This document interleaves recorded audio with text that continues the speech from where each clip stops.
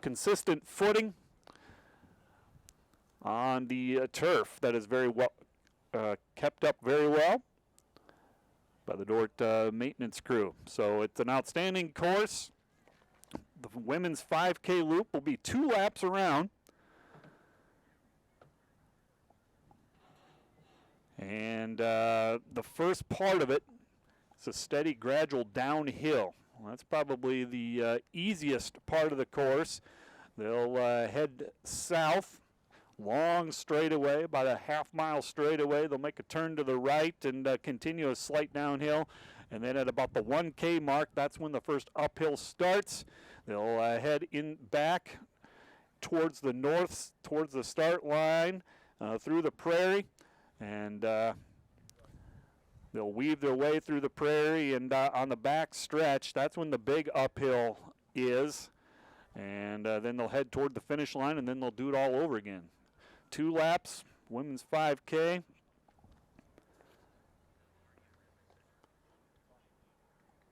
Couple of teams on the women's side ranked, led by the defenders.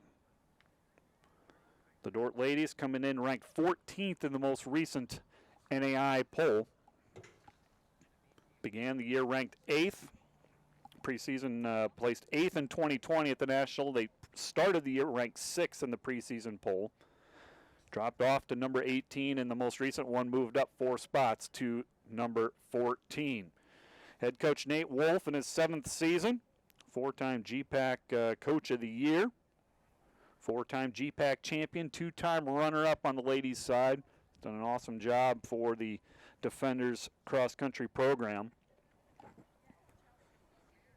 Couple of assistants, Anthony Giroso, Chris Ellens.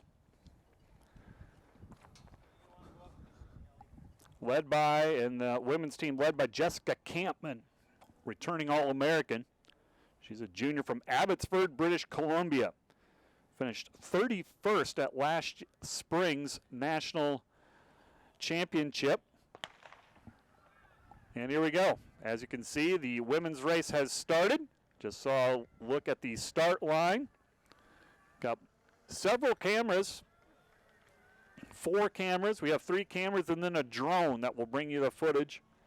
And we're just happy to have those features for you. So the women's race just underway, as the runners are on that long downhill right away, down straight away. Not many tight turns on the course either. There's a nice drone shot of that long straightaway.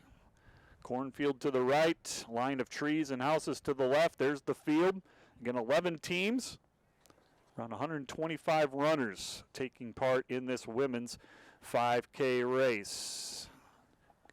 Good view of the straightaway there. Doan, another team that is receiving votes and ranked, recognized in the national poll.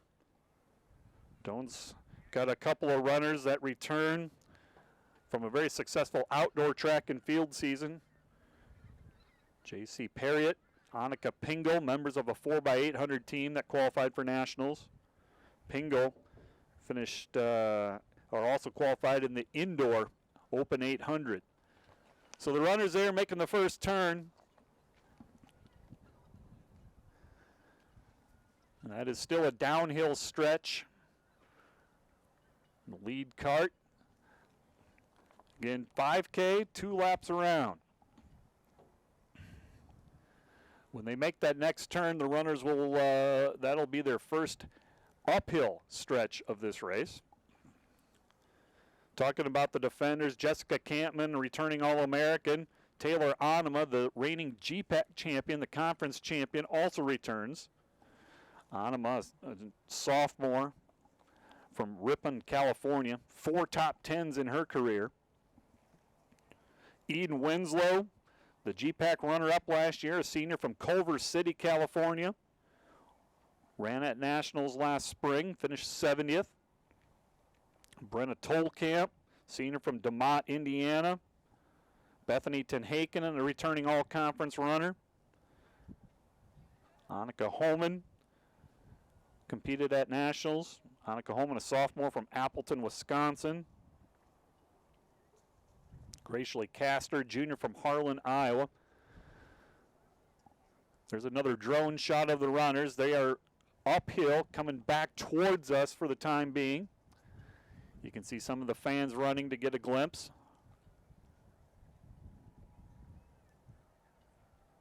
Coming back, they are approaching the 1K mark of this 5K. Again, two laps around, each lap 2.5 K. There's the lead pack as the drone focuses in. They will now turn toward the west. A little bit of a downhill stretch. I'd like to thank the Dordt Media Network for making this video and audio production possible. Dakota Timing, you can follow the live results there.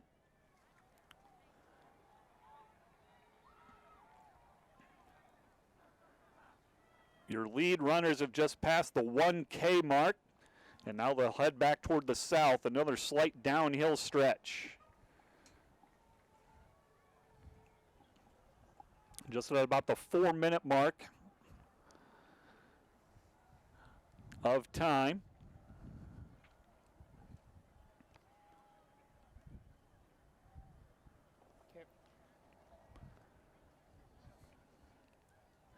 Pretty consistent footing. They'll be running on grass most of the race, if not all. Runners are at the far end of the course. The part where they probably won't have a lot of fans. It's the furthest away from the start line.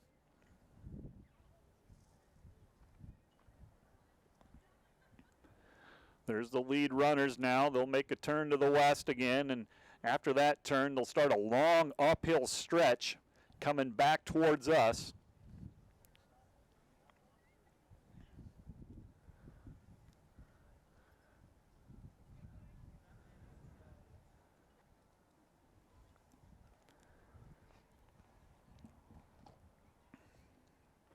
We're at the midway point of the season for many of these teams. The Dordt ladies, they've run in 3 races thus far, the Augustana Twilight, GPAC Preview, and then the Roy Griak. Finished 9th at Augustana. They won the GPAC Preview. That was run at Landsmere Golf Club in Orange City, the same course as the upcoming conference championship. Most recently, they took part in the Griak Invite up in the Twin Cities. Finished 11th out of 29 teams in a field that featured a lot of ranked teams from NCAA Division II and Division III ranks. Coach Wolf and the ladies, outstanding season thus far. Now the long uphill straightaway coming back towards us for that lead pack. Many of these teams, by the way, have run in about 3, maybe 4 races to this point. And this race, this date pretty much marks the just over halfway point of the season.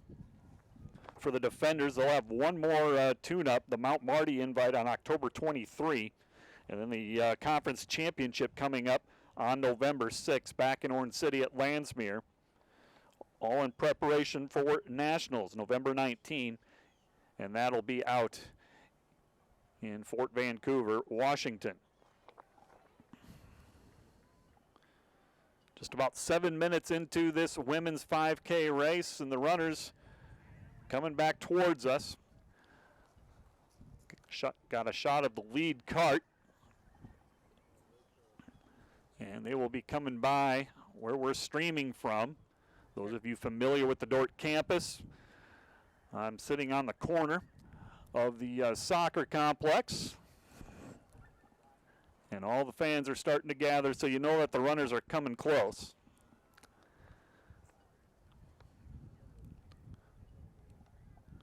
If I know the uniform colors, I think that's an Augustana runner up front. Can't quite see the number, but it is an Augustana runner up front. And then a nice pack of defender ladies close behind.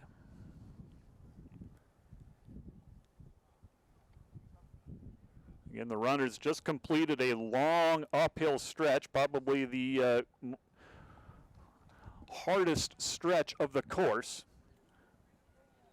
And here comes the lead runner. Augustana out in front. She's got about a 25-meter lead, and then there's a pack of probably 8 to 10 runners close behind. Jessica Campman amongst that pack. As the runners have almost completed, or at the halfway point. There's the leader. And then Jessica Campman at the front of that next pack, along with several more Augustana athletes. Looks to be a couple of Doan runners in there as well in that lead pack, all amongst the top 10. Just saw a couple Morningside athletes. Emily Funderman, one of them. She's an All-American in track and field, national qualifier in cross country. 5 Defender runners running together in a pack just went by me here. And there is your lead runner again, just a glimpse passing by the start area. 1 lap complete. And for the lead runners, they'll have 1 more lap to go. They will do the same thing. Those lead runners now enjoying a long straightaway where it's mostly downhill. Just over 10 minutes into the race.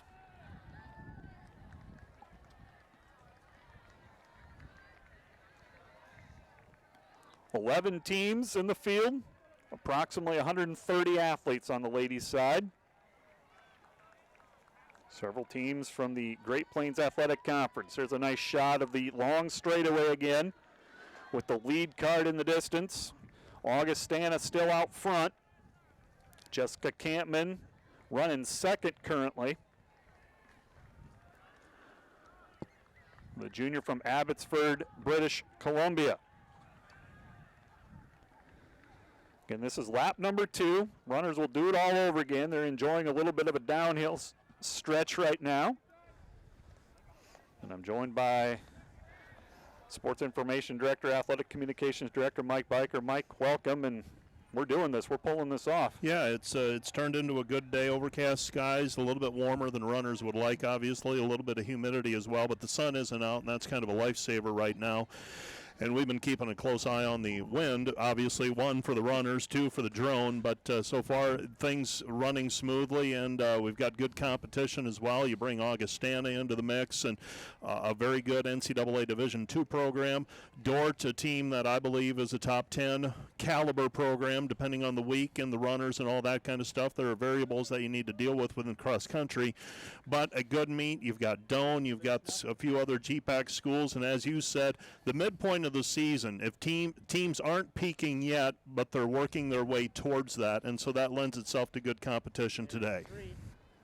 Dordt, Jessica Campman running second, and Jessica's had an outstanding season. She's been the Defenders' lead runner in each of the 3 events so far. She, for lack of a better word, something clicked with her second semester last year, and the national meet being run in the spring actually, I believe, benefited her for cross country because she had the fall season, and then it was like a bonus that she was able to run the national meet, and that was her breakthrough. And then you've got Taylor Onema pushing her, and Taylor, you look at the year she's had, and the finishes haven't been, the placings haven't been as good, but the times, they're right there.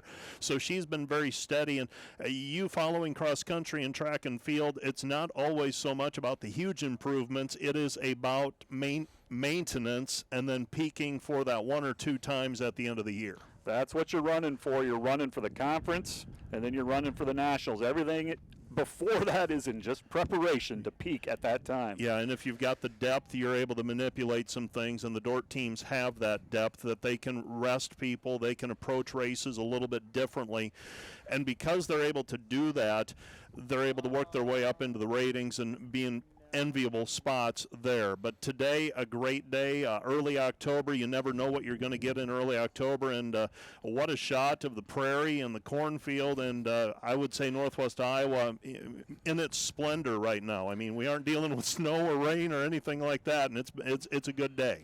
2 years ago, I think it was, there was snow. We froze. Yeah. It was cold. It was really cold. Now, that might have been the GPAC meet as well, if I remember correctly, Yeah. so a little bit later, but I remember being out here on a very cold day, and the prairie, as nice as it can look, there's not a lot of protection out there either, so it's been a good day, and we've got runners working their way here. What are we, about halfway through the second loop, maybe a little past the midpoint of the second loop, so Yeah. they're going to be pushing towards the finish here soon. There you see a shot of the runners. Again, the lead pack approaching that final stretch, the uphill stretch, probably the most challenging part of this course on that final lap. Yeah, you've got to get if you're familiar with the course at all, you've got to get to the, what would it be, the northwest corner of the course, and then you've got to work a little bit uphill. It's just a slight grade up to that final turn, and then it's 150, 200 meters downhill to the finish. So we should be able to get a good look at the finish line as well. Good turnout of fans, of course. They come out in full force cheering on the athletes. And again, 11 teams, about 130 women's athletes competing in this race. Time-wise, we're about 14 minutes or thereabouts into this race, and you got about 4 minutes probably for the lead runners to come by. Yeah, you're going to see some runners. I know the Augustana runner, I believe, is in that 17-minute range, give or take, depending on the day, depending on the length of the course. That's the other thing I found out about cross-country. Yeah, it's 5,000 meters. Give or so. Give or take.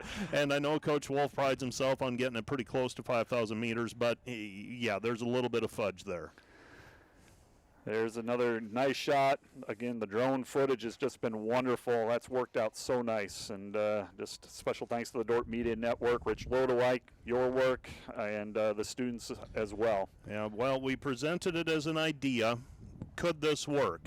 And it's gone through a few different morphs, a few different challenges, and the drone idea, and we've even thought of some things this morning that moving forward next year or for events like this that we could improve on or change, and yeah, we're learning as we go. This is our first attempt at this, and hopefully you're enjoying it again.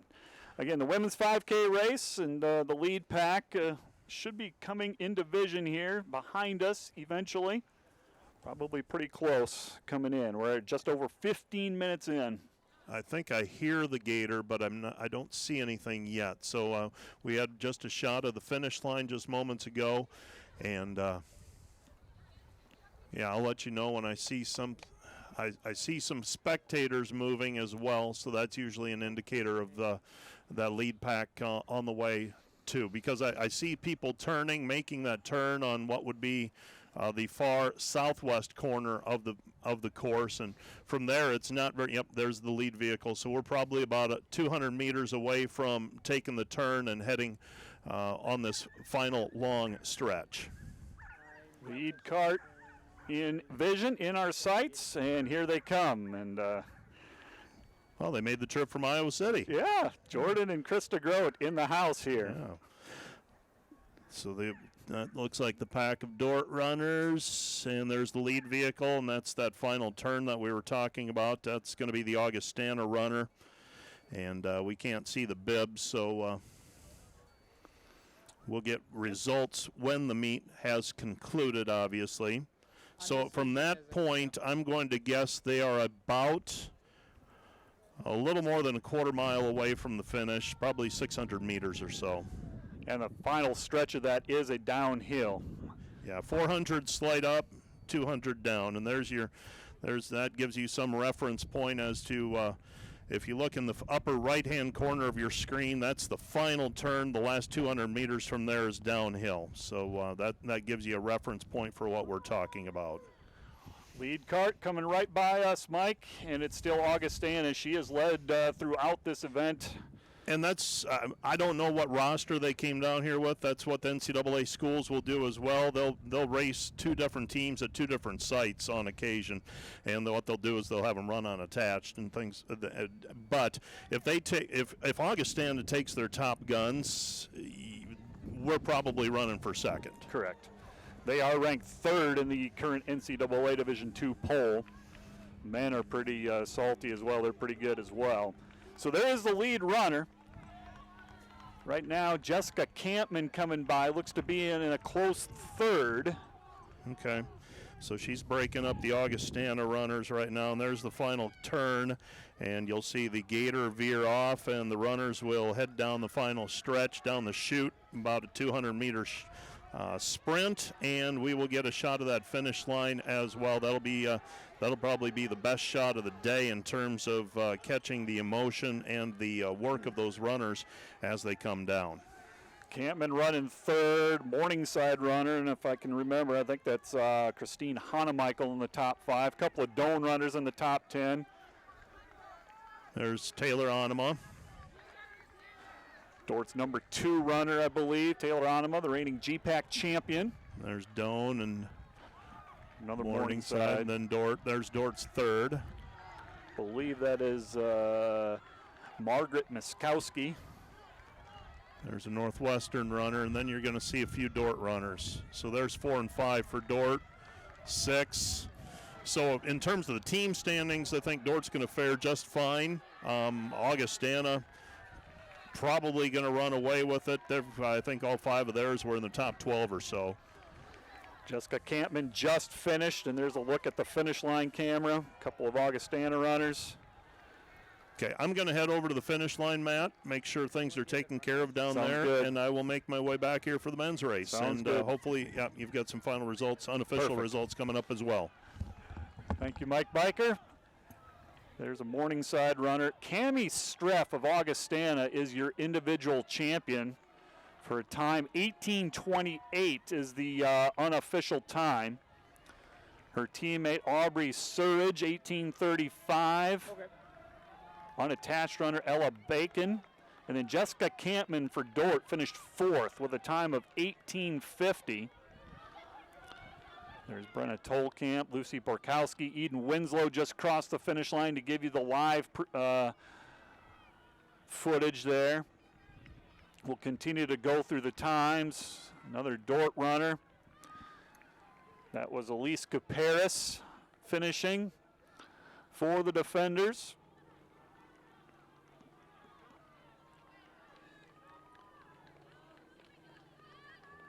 There's Bethany Tenhaken crossing the finish line for Dordt. Graciely Castor coming across. Whitney Minderhoud, Mary Kate Lelux, Annika Holman. More of the Dordt runners. Again, our top 10 unofficially as the live results continue.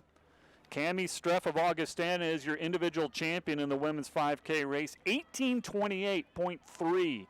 And Streff led throughout, took the lead early and never relinquished it. Aubrey Savage, her teammate, second, 18:35. Looked like she overcame Jessica Campman, the Dordt runner, in the final stretch to get second. Ella Bacon, unattached, got third. Jessica Campman with that time of 18:50 got 4th. Then another Augustana, Megan Schenk, was 5th. Then you have another GPAC runner, Christine Hanemichael from Morningside, finished 6th, followed by 2 more Augustana athletes, Caroline Sudbeck and Claire Borsma. Doan turned in a 9th place finish. That was Allie Binder, time of 19:04. Joe McKibben of Morningside, 11th. Taylor Onema for Dordt. She was the second defender runner to cross, finished 12th, time of 19:14.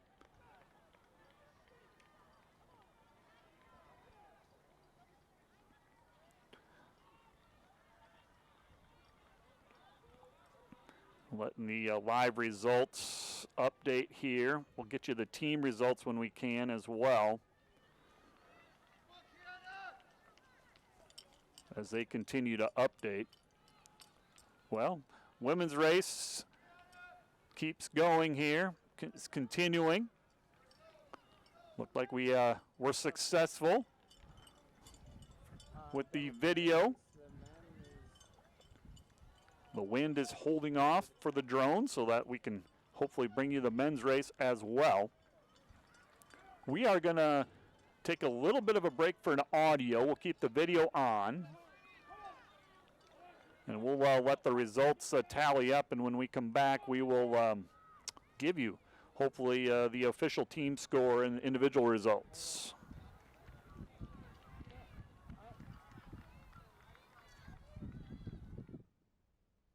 I'm not available at the meal time.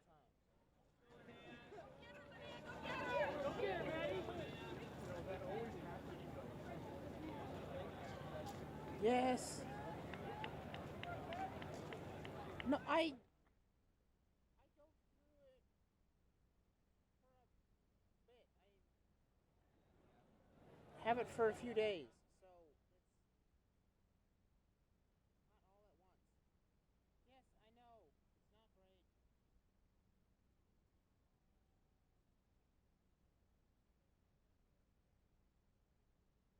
I know. It's not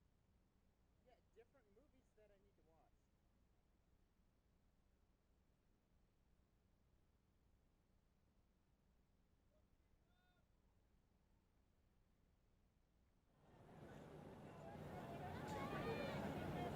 Yeah, different movies that I need to watch.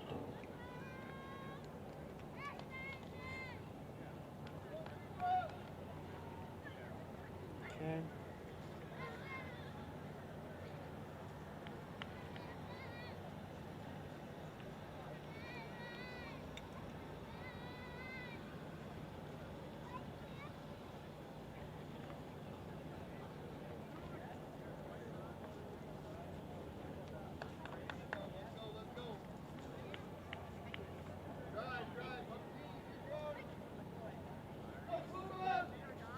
Okay.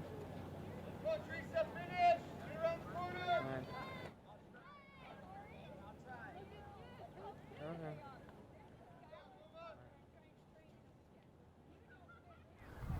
Miskowski.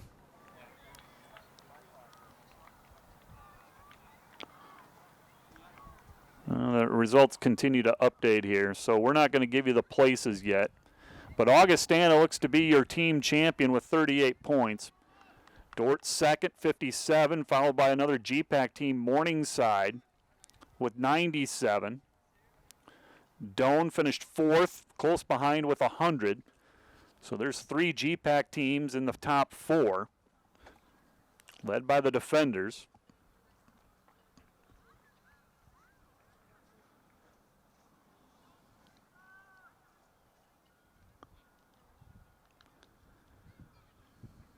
Again, just like to thank the Dordt Media Network, Rich Lodewijk, his student workers, Mike Biker for all their hard work, Coach Nate Wolf as well. I'm sure he played a part in this as well. Women's 5K race as they tally the final totals here. I'm not even going to try to speculate as they continue to update live. Up next will be the men's 8K race. We'll talk about that. We'll have plenty of time to talk about that.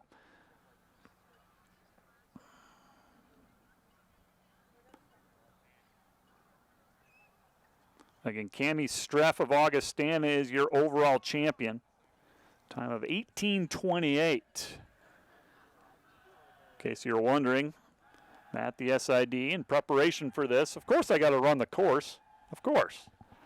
And proud to say, 5K time of just over 24 minutes. So that's what Matt the SID can run this beast in. Yes, I also did run the 8K. Spoiler alert.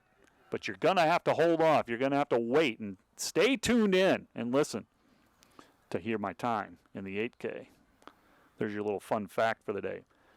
Talk about other athletic events while we wait for the final results. Last night, hockey knocked off Colorado Springs 11-3 in a high-scoring game.